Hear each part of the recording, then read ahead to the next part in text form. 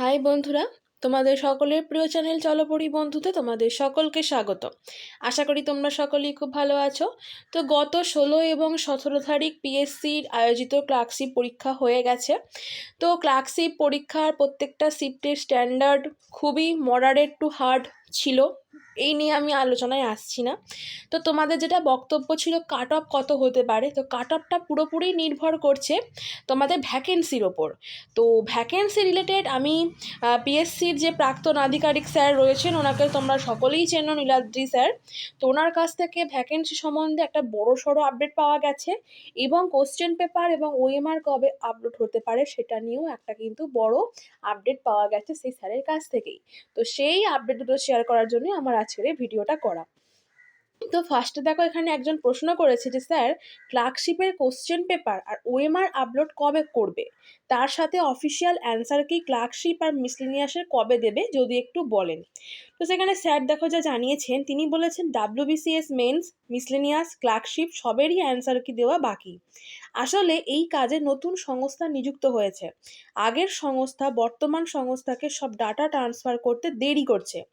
উক্ত সংস্থাকে পার্সিউ করা হয়েছে, ডাটা ট্রান্সফার হয়ে গেলে যে কোনো দিনই পরপর সব পরীক্ষার অ্যান্সার কি দেওয়া হবে। অর্থাৎ নতুন সংস্থা নিযুক্ত হওয়ার জন্য এবং ডাটা ট্রান্সফার করতে লেট হওয়ার জন্যই কিন্তু এটা লেট হচ্ছে। যেমন ধরো মিসলেনিয়াস এখনও বাকি রয়েছে, মেন্স বাকি রয়েছে, ডাব্লিউবিসিএস আর ক্লার্কশিপ তো রয়েইছে, তবে যে কোনো দিনই পাওয়া যাবে। নেক্সট দেখো যে ইম্পর্টেন্ট আপডেটটা, সেটা হচ্ছে নমস্কার স্যার, আপনি বলেছেন যে ক্লার্কশিপে 6000 ভ্যাকেন্সি আছে অ্যাপ্রক্সিমেটলি, পুরোটাই কি ফিল আপ হবে? তো দেখো একটা বিরাট একটা ইম্পর্টেন্ট আপডেট স্যার শেয়ার করেছেন, সেটা হচ্ছে যে হয়তো আরও অনেকটাই বেশি এবং পুরোটাই ফিল্ড হওয়ার কথা।